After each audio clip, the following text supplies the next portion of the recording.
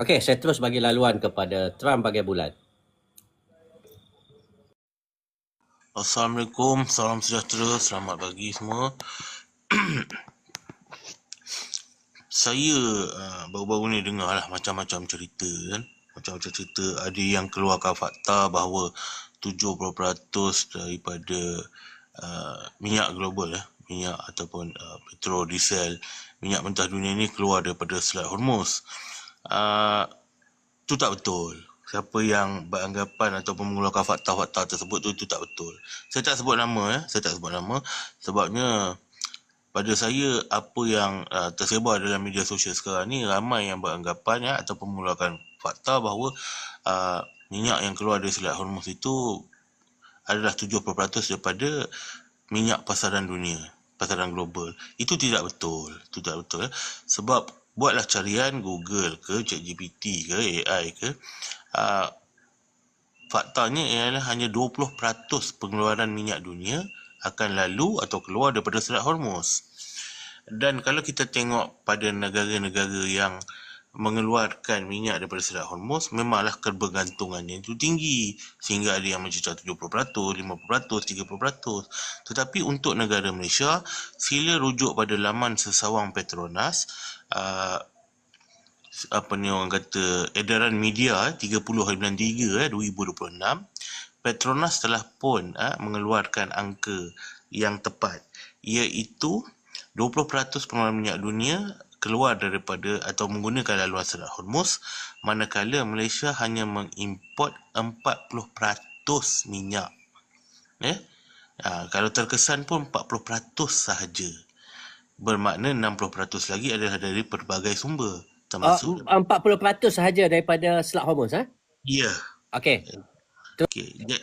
Jadi Malaysia tidak terkesan.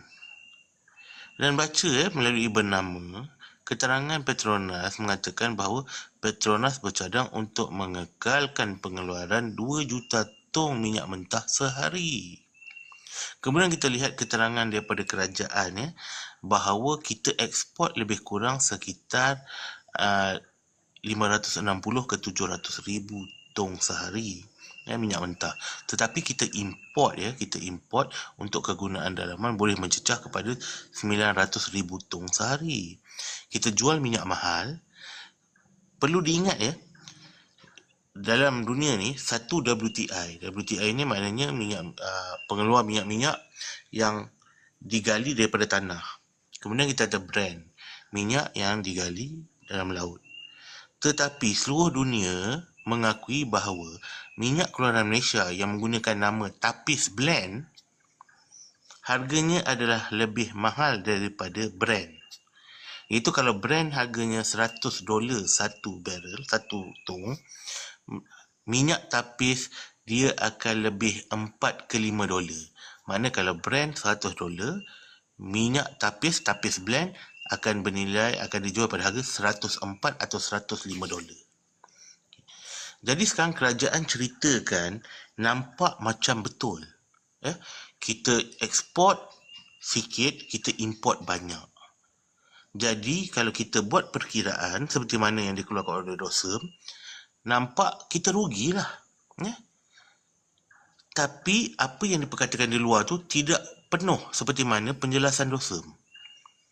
Sebab apa? Kalau kita tengok pada ekspor kurang, import lebih, bermakna kita defisit. Pendapatan Petronas akan jadi menyusut. Dia jadi rugi. Tapi mana mungkin setiap tahun Petronas kata dia untung. Kemudian boleh bagi dividen pada kerajaan 30 bilion, 25 bilion. Jadi dari mana datang keuntungan ni? Ini yang tidak diberitahu kepada rakyat. Keuntungan, kerugian yang dikatakan hasil daripada ekspor dan import minyak mentah itu sebenarnya di-offset oleh penjualan LNG. Gas. Jualan gas kita tinggi sehingga boleh menutup kerugian hasil ekspor dan import. Defisit ekspor dan import minyak mentah.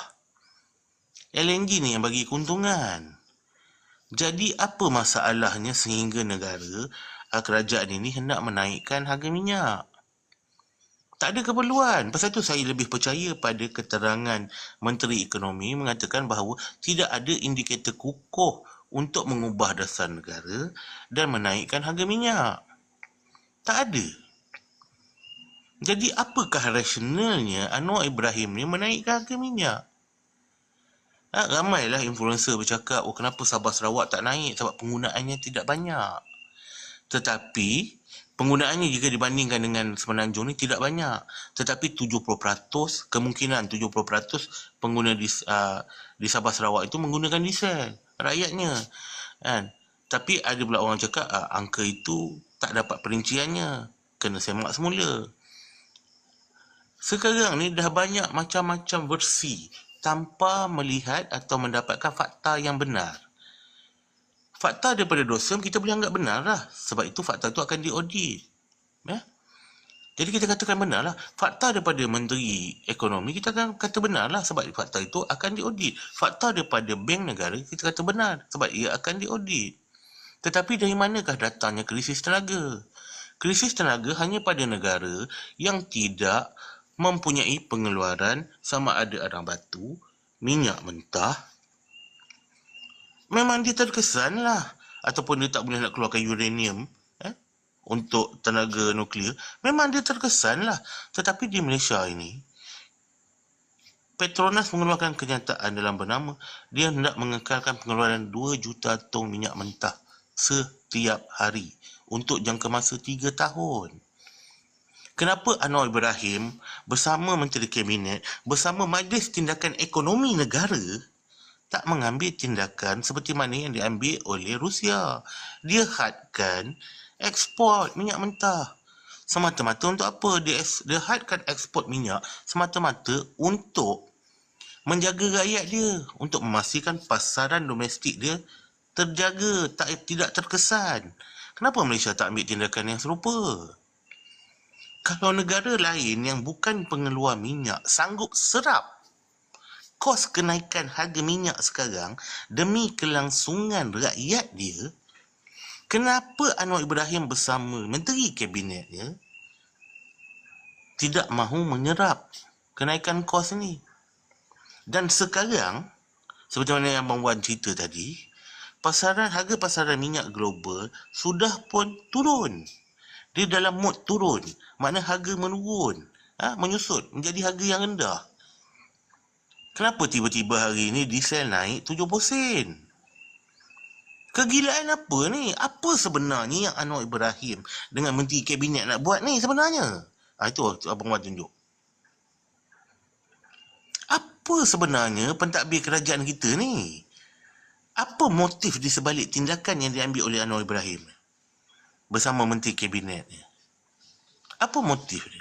Walaupun keterangan Anwar Ibrahim itu telah disangkal oleh Bank Negara, telah disangkal oleh Menteri Ekonomi sendiri, telah disangkal oleh kenyataan daripada laman sesawang Petronas, kenapa perkara ini masih terjadi? Dan kenapa harga di Sabah Sarawak masih rendah? Kalau kita lihat di media sosial, ramai yang beranggapan, ramai netizen ataupun rakyat beranggapan harga minyak di Sabah Sarawak dikekalkan rendah kerana Pakatan Harapan tak memerintah. Diorang tak ada kursi, satu je.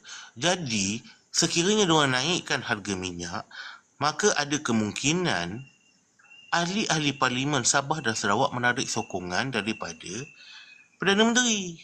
Maka Pakatan Harapan Plus ni tumbang. Itu dapatan setengah netizen. Saya tak kata itu betul, saya tak kata itu salah. Tapi rasionalnya ada. Di dalam Semenanjung, bilangan kursi untuk Pakatan Harapan Plus solid. Dia kukuh. Dia tak risau lah. Sekarang ni kingmakernya adalah Sabah Sarawak. Sekiranya Sabah Sarawak tarik sokongan, kerajaan Pakatan Harapan Plus tumbang. Itu adalah antara lontaran netizen yang rasional. Jadi adakah ini yang dilakukan oleh pentadbiran Anwar Ibrahim ni? Dan kedua, kenapa Anwar Ibrahim menaikkan harga minyak sehingga tak masuk akal ni, sedangkan menterinya kata tak ada keperluan? Apa motif dia? Dan ke mana duit yang banyak-banyak ni? Untuk apa? Nak digunakan ke mana? Adakah kerana perjanjian ART tu ada komitmen 1 trilion lebih? Walaupun ada menteri kata, oh dah terbatal. Tak silap saya, Abang Jo mengatakan dah terbatal. Terbatal celah mana? Negara tidak pernah menghantar surat untuk membatalkan perjanjian tersebut atas alasan nilai tarif itu tidak sah. Seperti mana yang telah dibuat penghakimannya oleh Mahkamah Agung Amerika Syarikat. Kita tak pernah batalkan. Kita tak pernah dapat persetujuan daripada masyarakat untuk membatalkan pun perjanjian tu. Jadi adakah dia kutip duit dia sekarang ni pasal komitmen tu? Sebab di dalam perjanjian ART tu, Malaysia perlu melabur sebanyak 70 bilion US dollar dalam jangka masa 10 tahun dengan nilai 7 bilion dolar setahun. Bermakna kalau ikut duit kita sekarang, 28 bilion ringgit Malaysia perlu dilaburkan ke masyarakat dalam bidang yang memberi peluang pekerjaan baru. Adakah sebab itu kenapa minyak dia naik kan? Apa yang berlaku di Selat Hormuz itu hanya digunakan sebagai alasan untuk memperbodohkan rakyat Malaysia. Jadi kepada bijak pandai dalam Majlis Tindakan Ekonomi Negara, tolonglah fikir kedudukan kamu, gaji kamu, kesenangan kamu, kena faham bila-bila masa Allah boleh tarik. Dan ketika dia tarik tu, kamu jadi lebih teruk, lebih miskin daripada golongan asnaf, waktu tu baru kamu tahu betapa kenaikan harga minyak yang menggila ni membunuh rakyat. Okay, sekian, terima kasih. Alright, okay. Terima kasih. Apa yang diberikan pencerahan oleh terang bagai bulan. Sebab itu saya katakan dalam 3 hari lepas ataupun 4 hari lepas, saya pun telah mengatakan jika sekiranya China juga menghentikan ataupun mengarahkan refinery ataupun syarikat-syarikat minyak dia daripada mengeksport keluar minyak demi untuk kepentingan domestik, begitu juga dilakukan oleh sebuah negara yang besar iaitu Russia. Jadi kenapa langkah itu tidak dilakukan oleh Anwar Ibrahim? Dan sebab itu saya katakan Selat Hormuz itu kalau mengikut kenyataan yang diberikan oleh terang bagai bulan dengan merujukkan apa yang telah pun diberikan oleh Petronas itu sendiri, hanya 40%. Jadi 60% lagi kita dapat daripada sumber-sumber negara lain, mungkin daripada Petronas itu sendiri. Wallahualam. Jadi saya nak sentuh sikit je sebelum saya bagi laluan kepada Ustaz Azmi Ishak. Hari ini kita mendapat berita yang mana harga minyak diesel di Thailand diturunkan. Tetapi di Malaysia, harga minyak diesel di Malaysia dinaikkan daripada RM6.2 menjadi RM6.72. Okey, inilah kegilaan Anwar Ibrahim. Sebenarnya dia menggunakan alasan Selat Hormuz itu hanya untuk memperbodohkan rakyat dan akhirnya kita kena kencing dengan Anwar Ibrahim. Okey, saya baca sikit je. Langkah ini juga termasuk pengurangan kadar pampasan selaras dengan penurunan harga global. Ini adalah kenyataan dia. Penurunan harga global, maka negara yang tidak mempunyai minyak ataupun tidak mengeluarkan minyak iaitu Thailand itu dapat menurunkan harga dieselnya. Malah harga diesel di Thailand lagi murah daripada harga diesel di Malaysia bermula pada hari ini. Sama-sama kita fikirkan. Okey, saya bagi laluan kepada Ustaz Azmi Ishak. 2 hingga 3 minit soal. Okey. Ya. Wan, nak tanya sikit. Tadi saya mimpi. Saya bangun tidur, saya mimpi. Iran menang Amerika kalah Iran menang lah. Tak tahu. Nanti saya tak bermimpi lagi. Tak tahu apakah kesudahan. Cuma yang saya dapat tahu US tak serang pun lagi. Tak serang Iran. Wallahualam. Izinkan saya bantu. Jangan lama sikit je. Trump bagi kata putus dalam masa tak silap saya 44 jam dia akan serang Iran sehabis-habisnya. Tetapi bila masa tu dah hampir, Trump dah malu, dia tak boleh nak serang. Jadi dia keluarkan satu kenyataan bahawa dia telah berhubung dengan Perdana Menteri Pakistan dan Pakistan minta supaya dia adakan gencatan senjata dan Trump bersetuju, kononnya merayu pada dia, dan Trump bersetuju untuk buat gencatan senjata selama 2 minggu. Itu cerita dia. Dekat US memang dah kecoh, kutuk Trump, sembang je lebih. Sebenarnya memang dia tak ada apa orang kata capability untuk melenyapkan Iran sebagaimana ancaman dia sebelum ni ataupun ugutan dia sebelum ni. Sekian, terima kasih. Alright, okey, terbaik daripada Teman Bagai Bulan. Okey, saya bagi kepada Ustaz Azmi 2 hingga 3 minit je.